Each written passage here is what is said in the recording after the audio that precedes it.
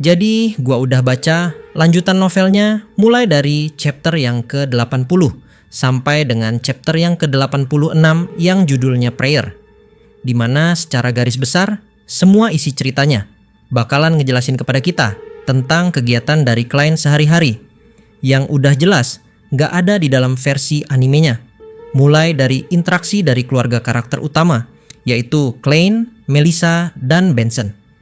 Kemudian proses latihan dari Klein, mulai dari latihan sihir, latihan nembak, latihan bikin jimat alias amulet, bahkan sampai dengan latihan acting. Yap, kalian gak salah dengar, salah satu cara untuk dapat mendapatkan dan menyerap kekuatan dari Beyonder adalah dengan cara melakukan acting. Dimana semakin banyak acting atau latihan peran yang dilakukan, maka semakin cepat pula ramuan alias potion yang diminum oleh para Beyonder nantinya bisa terserap. Dan pada video ini, atau tepatnya pada chapter 82 sampai dengan 86, Klein akan menunjukkan kita seperti apa praktik dari latihan acting itu. Oh iya, karena ini adalah novel, maka udah jelas, sama sekali nggak akan ada gambarnya. Jadi, jangan heran kalau isinya cuma tulisan-tulisan doang, bahkan jika ada layar kosong. So, tanpa berlama-lama lagi, sekarang mari kita langsung masuk aja menuju ke dalam topik pembahasan utamanya. Setelah makan malam, Klein bersantai di sofa ruang tamu sambil membuka surat dari mentornya menggunakan pembuka surat kecil. Saat itu, Melissa sedang belajar di meja makan dengan bantuan lampu gas, sementara Benson membaca buku Accountancy for Beginners. Isi surat itu membuat Klein tegang sekaligus antusias. Mentornya menulis tentang kenangan masa lalu, kesedihan atas kematian Welch dan Naya, serta refleksi tentang betapa lemahnya manusia di hadapan takdir. Ia juga memberi informasi penting terkait puncak utama Hornachis, merujuk pada monograf karya arkeolog John Joseph yang mengungkapkan adanya peradaban kuno di sana.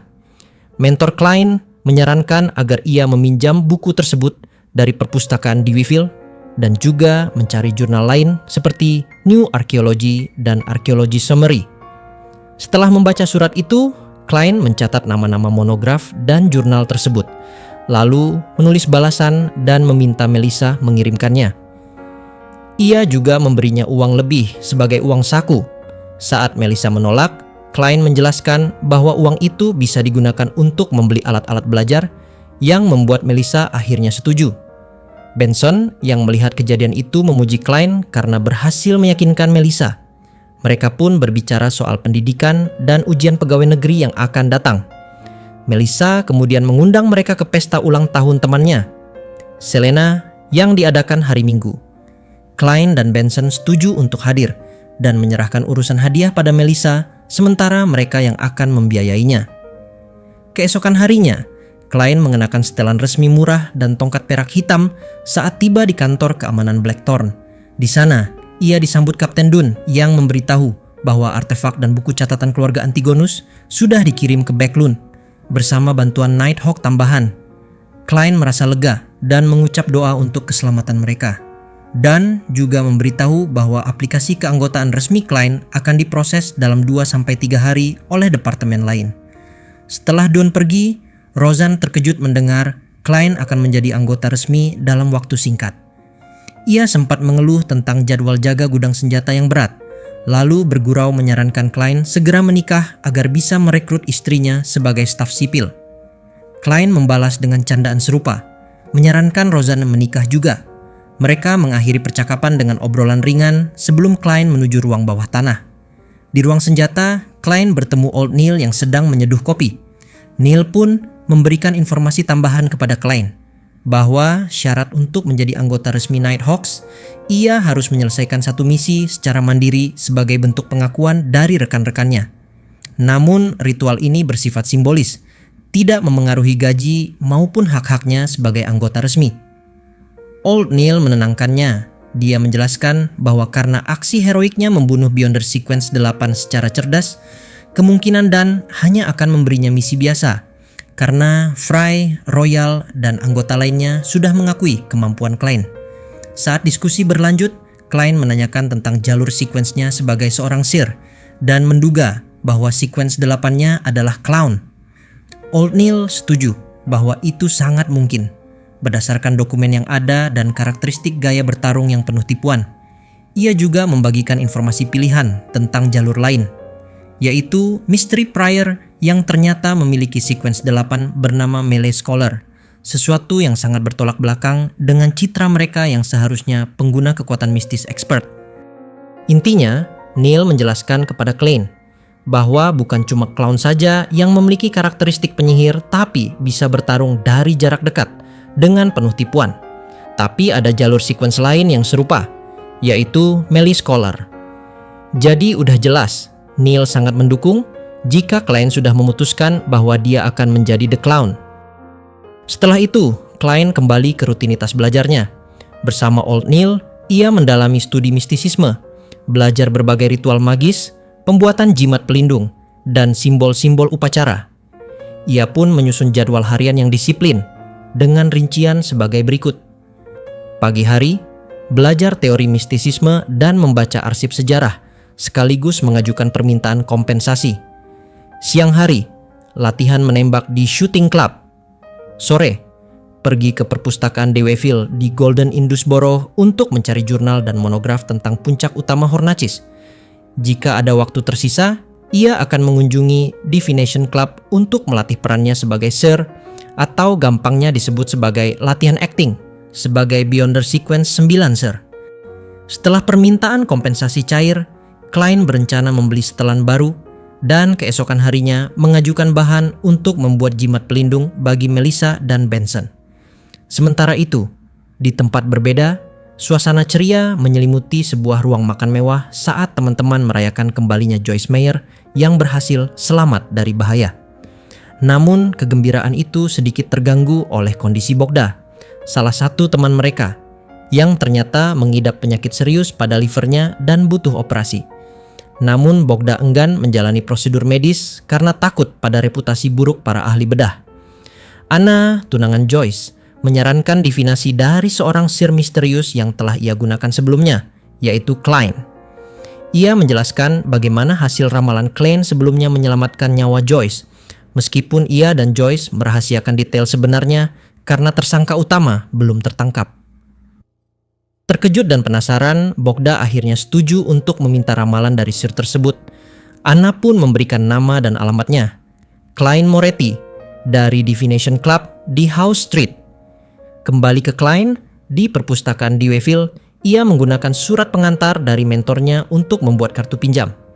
Ia mencari buku Research of the Hornacys Main Peaks Relics, namun sayangnya tidak tersedia. Sebagai gantinya, ia menemukan dan membaca jurnal New Archaeology dan Archaeology Summary. Isinya menjelaskan bahwa runtuhan kuno tersebar di sekitar Gunung Hornacys, bukan hanya di puncak. Runtuhan itu berupa kubah raksasa dan tiang batu besar yang membuat Klein teringat akan bangunan misterius dalam mimpinya, istana atau kuil suci yang tidak tampak seperti buatan manusia. Di tengah pencariannya, Klein mendengar langkah kaki mendekat. Ia menoleh dan melihat wajah familiar yang sering muncul di koran. Sir Deweyville, seorang dermawan dan pemilik perpustakaan, sedang berjalan bersama kepala pelayannya. Klein memperhatikan mereka dari kejauhan sambil diam-diam melakukan gerakan tap 2 kali di jidatnya dengan tujuan untuk dapat mengaktifkan spirit vision. Karena Krai penasaran dan intuisinya sebagai seorang sir, memberinya perintah untuk dapat mengecek bagaimana kondisi dari orang itu. Ia menyimpulkan bahwa meski fisik sang filantropis terlihat sehat, keadaan emosinya buruk dan batinnya rapuh, mungkin karena insomnia atau tekanan batin yang berat. Klein hanya mendesah dan membatin bahwa menjadi orang kaya juga penuh beban. Ia pun kembali fokus membaca jurnal arkeologi. Dari jurnal itu, Klein menemukan beberapa kesimpulan penting. Kerajaan kuno pernah berdiri di pegunungan Hornacys, setidaknya sejak 1500 tahun lalu. Gaya arsitektur mereka sangat megah dan penuh mural yang menunjukkan kepercayaan pada Dewi Evernight. Di antara reruntuhan banyak simbol Evernight, tapi berbeda dengan lambang resmi gereja. Seketika Klein merasa ngeri dan bersumpah dalam hati, bahkan jika aku punya kesempatan, aku tidak akan pernah pergi ke sana. Setelah merapikan jurnal dan meninggalkan perpustakaan, cerita beralih ke Divination Club. tempat Bogda datang untuk meminta ramalan kepada klien. Namun, klien sedang tidak hadir. Meski ditawari peramal lain, Bogda bersikukuh ingin bertemu klien. Ia pun menunggu, hingga akhirnya klien tiba secara kebetulan. Saat melihat Bogda, klien langsung melihat aura hatinya gelap, menunjukkan kerusakan hati yang parah. Dengan tenang namun serius, klien berkata bahwa Bogda seharusnya pergi ke dokter, bukan ke peramal. Reaksi ini justru membuat Bogda percaya klien benar-benar bisa melihat kebenaran. Bogda lalu menjelaskan bahwa ia memang sudah didiagnosis sakit parah dan harus operasi, tapi ia takut operasi akan gagal. Ia ingin meramal hasilnya. Klien menyetujui, dan dengan biaya hanya 8 pence, ia melaksanakan ramalan dengan kartu tarot. Hasilnya menunjukkan kartu Wheel of Fortune yang terbalik, yang berarti nasib buruk atau hasil yang tragis. Khawatir, klien mencoba metode kedua, divinasi dalam mimpi. Setelah memasuki alam bawah sadar, ia melihat gambaran Bogda meninggal di meja operasi. Meskipun tidak ada gangguan supernatural kali ini, gambaran itu cukup jelas untuk menyimpulkan. Jika operasi dilakukan, kemungkinan besar Bogda akan mati. Namun klien tak menyerah. Ia mengingat bahwa seorang bernama Tuan Glasses pernah disembuhkan oleh apoteker misterius di Flood Street menggunakan spirit ramalan. Klien memastikan bahwa mencari harapan di sana adalah pilihan baik. Ia pun kembali dan memberitahu Bogda bahwa harapannya berada di Eastborough, Flood Street, terkait dengan nama Lawson. Tanpa menjelaskan lebih lanjut, klien menyuruh Bogda pergi dan memberinya waktu untuk kembali jika perlu. Sebagai tanda terima kasih, Bogda membayar dengan penuh hormat tanpa memberi tip, sesuai prinsip bahwa peramal sejati tak menerima suap. Bogda pergi ke Flood Street dan mencari Lawson's Folk Herb Store, toko herbal misterius di rumah nomor 18. Di dalam, ia bertemu seorang pemilik toko berpakaian seperti tabib desa dengan jubah hitam penuh simbol aneh. Saat ditanya, si pemilik langsung menebak bahwa Bogda mengidap penyakit liver yang parah dan menawarkan obat herbal seharga 10 pound. Cara pemakaiannya pun tidak biasa. Rebus 3 kali, lalu tambahkan darah ayam segar dan langsung diminum. Bogda ragu saat ditawari bonus berupa obat dengan bubuk mumi yang katanya membuat istri puas, yang jelas terasa seperti penipuan kelas atas. Namun ia tetap membeli obat utama karena percaya pada ramalan klien lebih dari apapun. Dengan sisa uangnya, ia membayar 2 lembar uang terbesar yang tersisa, berpegang teguh pada harapan terakhirnya. Bogda keluar dari toko herbal rakyat Lawson dengan tubuh limbung, menggenggam kantong kertas kekuningan berisi ramuan. Saat menunggu kereta beroda rantai, ia tersadar ia baru saja menghabiskan 10 pound untuk sekantong ramuan. Itu hampir sama dengan gaji sebulan. Jika bukan karena kepercayaannya pada Anna dan Joyce, ia takkan membawa uang sebanyak itu ke klub ramalan. Ia mulai curiga. Mungkinkah klien Moretti hanya mengenakan 8 pence sebagai tarif ramalan karena bekerja sama dengan pemilik toko Lawson untuk menipu pelanggan? Pikirannya mulai mencurigai bahkan Anna dan Joyce. Saat kereta tiba, ia menatap ramuan itu dengan berat hati lalu naik. Sementara itu, di dalam toko Lawson, sang pemilik toko memerintahkan muridnya, Charmaine, untuk berhenti membeli ramuan. Ini adalah pelanggan ke-16 yang datang karena reputasi palsunya. Jika dibiarkan, organisasi seperti Nighthawks, Machinery Hive Mind, dan Mandated Punishers mungkin akan mengetahuinya. Ia berencana pindah kota. Ia menawarkan toko itu pada Charmaine dengan syarat setengah keuntungan bulanan disetor ke rekening anonimnya. Namun Charmaine enggan karena belum mempelajari kemampuan sejati gurunya. Sang pemilik hanya tersenyum dan berkata bahwa itu bukan ilmu yang bisa dipelajari hanya karena menginginkannya. Di tempat lain, Bogda sedang menatap cairan hitam kehijauan yang bergelembung dan berbau busuk. Ketika tetesan darah ayam ditambahkan ke dalamnya, ayah Bogda menyarankan operasi sebagai pilihan yang lebih masuk akal. Bogda memutuskan jika ramuan ini tak berhasil, barulah ia mempertimbangkan operasi. Ia pun menenggak ramuan menjijikan itu. Malamnya, ia bolak-balik ke kamar mandi 6 kali. Tapi keesokan paginya, ia terbangun dengan perasaan segar dan bugar, sangat berbeda dengan kondisinya beberapa minggu terakhir. Rasa sakit di perut kanannya pun menghilang. Ia terkejut. Ramuan itu mungkin benar-benar manjur. Meski demikian, ia masih curiga dan memutuskan tetap akan memeriksakan diri ke dokter setelah menyelesaikan 2 dosis ramuan lagi. Sementara itu, Klein sedang berada di kantor staf sipil Blackthorn Security Company. Ia mendapat ruang kerja khusus dan sedang mengukir 2 jimat dari perak untuk Benson dan Melissa. Ia menggunakan simbol dan mantra mistik yang ditulis dalam bahasa Hermes, serta angka 7 sebagai nomor jalur yang sesuai dengan Dewi Malam. Jimat buatan Beyonder memiliki kemampuan menghindarkan pemiliknya dari bencana, meski terbatas dan akan melemah seiring waktu. Biasanya hanya bertahan setahun, kecuali diperkuat dengan ritual sihir tingkat tinggi, sesuatu yang belum bisa dilakukan Klein. Setelah menyelesaikannya, Klein merasa ada energi aneh dan mengerikan menyelimuti ruangan sejenak, lalu menghilang. Ia merasa puas dan memasukkan kedua jimat ke sakunya, berniat memberikannya nanti kepada saudara-saudaranya. Ketika keluar, ia bertemu Kapten Dunn. Dunn memberitahunya bahwa gereja telah menyetujui. Klein kini resmi menjadi anggota Nighthawks. Ia juga akan menerima gaji 3 pound sebagai kompensasi minggu ini dan 4,5 pound per minggu ke depannya sampai pembayaran muka lunas. Ia juga diberi misi resmi agar bisa diterima sepenuhnya oleh rekan-rekannya. Klein sangat senang. Dengan tambahan gaji ini, ia bisa membeli setelan baru dan masih memiliki sisa uang. Ia menunggu sampai hari Minggu, hari ulang tahun Selena. Pada hari itu, Klein mengenakan setelan formalnya dan bersiap ke pesta. Di lantai bawah, Melissa sedang menilai pakaian Benson. Ia menegurnya karena mengenakan jas tua. Menurut Melissa, itu bisa dianggap tidak sopan karena akan banyak wanita dan nyonya terhormat di acara nanti. Klein langsung menawarkan tuxedo barunya untuk dipakai Benson dan mendorong kakaknya itu ke lantai atas untuk berganti pakaian.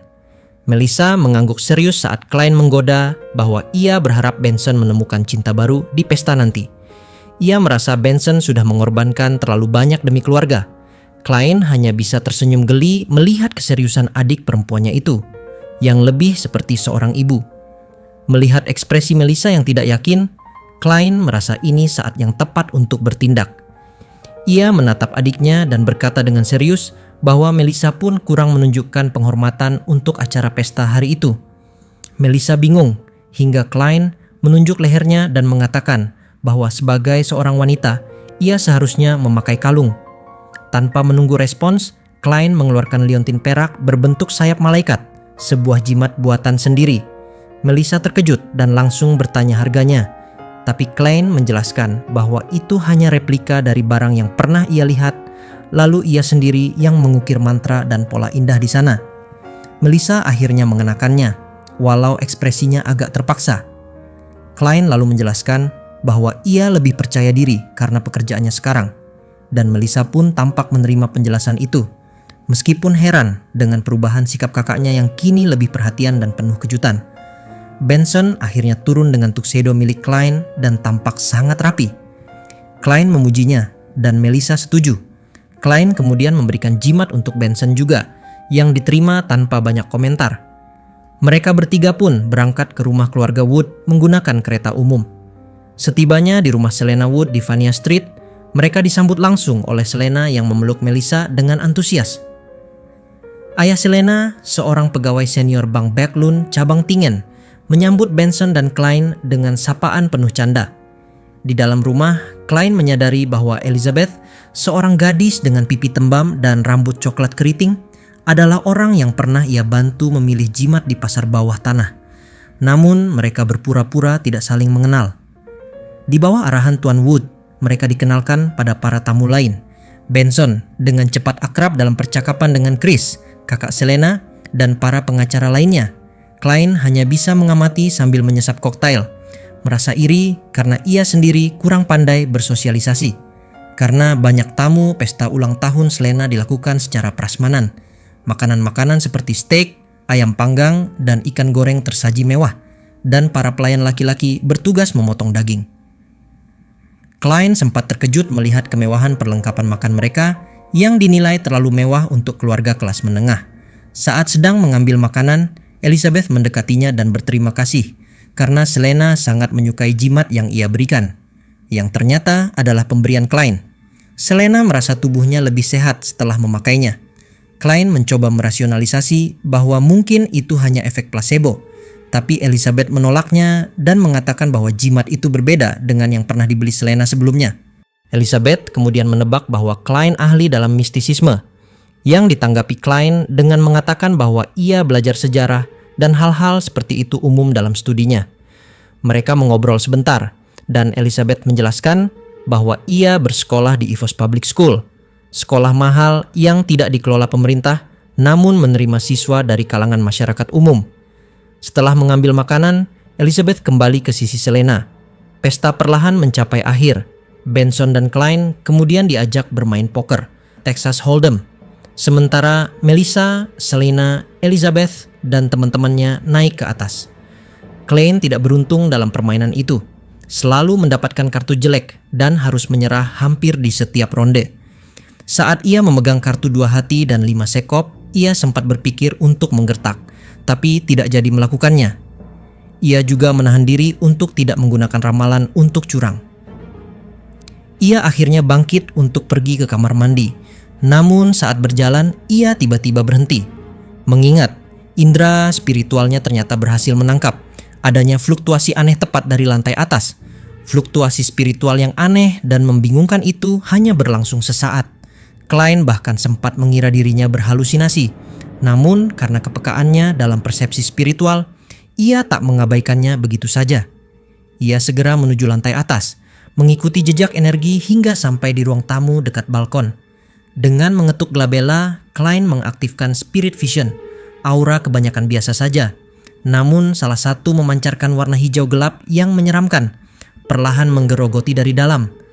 Tak salah lagi, ada bahaya supranatural di dalam ruangan itu. Menggunakan rantai peraknya untuk ramalan, ia mengucapkan mantra. The room before me has danger caused by the supernatural. Setelah 7 kali pengucapan, topasnya berputar cepat. Konfirmasi akan bahaya nyata di balik pintu itu. Ia menyembunyikan kekhawatirannya dan mengetuk pintu, disambut oleh Melissa. Dengan alasan ingin menemui Elizabeth, Klein mengalihkan perhatian dan memastikan Melissa aman. Saat Elizabeth keluar, ia menatap wajah Klein yang kini serius dan segera menyadari ada yang tidak beres. Klein memperingatkannya tentang bahaya dari praktik magic mirror divination yang sedang mereka lakukan. Ia meminta Elizabeth mengintip sisi depan cermin yang disembunyikan Selena. Meski ragu, Elizabeth menurut. Beberapa saat kemudian, ia kembali dengan tubuh gemetar. Yang terlihat di cermin bukan bayangan biasa, tapi sosok utuh Selena, berdiri sendiri di tengah kegelapan, menatap dingin seperti iblis. Setelah Elizabeth menutup pintu dan mendekat, ia mengaku pada Klein, "Aku melihat Selena, seperti iblis di dalam cermin." Klein pun segera menanyakan letak kamar Selena dan barang-barang mistiknya. Elizabeth menunjukkannya tanpa ragu. Di kamar itu, Klein menemukan berbagai bahan ritual, minyak esensial, lilin, ramuan herbal, dan jimat. Ia lalu bertanya pada Elizabeth, "Apakah kau ingin menyelamatkan Selena?" Meski takut, Elizabeth mengangguk. Klein menjelaskan rencananya. Elizabeth harus kembali seolah tak terjadi apa-apa. Dan 5 menit kemudian, ajak Selena keluar dengan alasan ada kejutan. Ketuk pintu dengan pola 1 ketukan panjang dan 2 pendek. Itu akan jadi sinyal bagi Klein. Saat Elizabeth kembali ke ruang tamu, Klein menyiapkan altar ritual. 2 lilin di kiri dan kanan meja sebagai simbol Lady of Crimson dan Empress of Disaster and Horror. Ia akan melakukan ritual untuk meminjam kekuatan Dewi Malam, Evernight Goddess, demi menyingkirkan eksistensi supranatural yang merasuki Selena. Sebagai sekuens 9, kekuatan ritualistik Klein masih terbatas. Maka ia butuh rencana yang presisi, baik dalam teknik, bahan, maupun dalam menangani kemungkinan perlawanan dari Selena yang telah terpengaruh oleh entitas misterius. Klein memulai ritual dengan metode suspension style ritualistic magic, yaitu sihir yang memungkinkan proses ritual dihentikan sementara dan dilanjutkan kembali tanpa kehilangan efektivitasnya. Teknik ini lahir dari pengalaman para pendahulu yang menghadapi tantangan ritual panjang yang rentan terganggu. Namun, metode ini tidak bisa dilakukan sembarangan, harus sesuai dengan teori dan struktur mistisisme agar tak menimbulkan bencana atau serangan balik. Setelah menyiapkan dirinya, Klein menyusun altar di kamar Selena dengan 3 lilin, 2 mewakili Dewi, Lady of Crimson dan Empress of Disaster and Horror, dan satu mewakili dirinya sendiri. Ia juga menata bahan ritual seperti garam, air, minyak bunga bulan dan tidur, belerang, simbol suci, serta pisau perak. Semuanya untungnya tersedia lengkap di kamar Selena. Gadis itu memang tampaknya cukup dalam, menggeluti dunia mistik meski baru berusia 16 tahun, membuat Klein bertanya-tanya siapa yang telah membimbingnya sejauh ini. Klein kemudian memasuki kondisi meditasi dan mulai menyalakan lilin satu persatu sambil memanjatkan doa kepada Dewi Malam. Api lilin menyala tenang dan ia mulai melakukan penyucian menggunakan air garam serta menyegel ruangan dengan dinding spiritual yang tak kasat mata. Cahaya jalanan dari luar lenyap seketika, tanda bahwa ruang telah benar-benar tertutup dari dunia luar. Saat semua siap, Klein menunggu kode dari Elizabeth yang bertugas membawa Selena ke kamar. Di lantai 2, Elizabeth gelisah menunggu waktu berlalu. Gambar menyeramkan Selena di dalam cermin masih terbayang jelas di benaknya. Akhirnya, ia bangkit dan mengajak Selena pergi dengan dalih kejutan kecil. Meskipun canggung, Selena mengikutinya sambil tersenyum penasaran. Melissa yang memperhatikan keduanya merasa ada sesuatu yang aneh. Sesampainya di depan kamar, Elizabeth memberi ketukan, satu panjang dan dua pendek. Klein langsung membuka pintu dan dengan cepat menarik Selena masuk, menutup pintu dan segera menyegel kembali ruangan dengan dinding spiritual. Selena kaget dan mulai menunjukkan perubahan. Kulitnya pucat, senyumannya hilang, dan kukunya memanjang seperti cakar. Sosok ceria yang dilihat semua orang tadi telah berubah menjadi sesuatu yang menyeramkan. Klein tak membuang waktu. Ia meneteskan minyak esensial ke lilin dan mulai mengucapkan mantra dalam ritual. Ia memohon kepada Dewi Malam agar menyelamatkan Selena dari pengaruh jahat. Saat membakar kulit kambing palsu yang menjadi simbol permohonan, energi besar meledak dari balik punggungnya. Ia segera menunduk untuk menghindari serangan spiritual yang mendadak muncul. Ruang kamar seketika dipenuhi angin gaib dan energi jahat dalam tubuh Selena mengamuk. Namun ritual Klein berhasil. Asap gelap hijau yang tadinya menyelimuti aura Selena tersedot ke dalam mangkuk perak dan lenyap ke dalam kegelapan. Selena jatuh pingsan dan cermin mistis yang ia gunakan hancur berkeping-keping. Namun anehnya, pecahan cermin tak mencerminkan dirinya, hanya langit-langit dan siluet Klein. Tanda bahwa pengaruh supernatural telah tersingkir. Saat Klein merasa lega, ia tiba-tiba terserang rasa sakit hebat di kepalanya. Tubuhnya kejang, urat-uratnya menghitam, dan ia mendengar bisikan yang mengguncang pikirannya. Butuh waktu 20 detik yang panjang untuk bertahan, tapi akhirnya ia berhasil melewati fase kritis itu. Ia sadar, ritual ini telah menyedot seluruh spiritualitasnya hingga hampir membuat kekuatannya sebagai Beyonder lepas kendali. Namun, pengalaman ini juga mempercepat proses pencernaan potion dalam tubuhnya. Sebuah tanda bahwa metode berakting memang efektif. Selesai mengucap pujian pada sang dewi, Klein memadamkan lilin, membereskan altar, lalu membuka kembali segel spiritual. Udara dingin dan angin lembut kembali masuk ke kamar.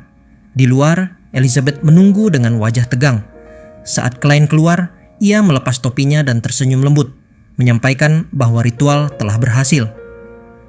Kesalahan dalam ramalan cerminnya sudah diperbaiki, ujarnya tenang. Sekarang semua telah beres.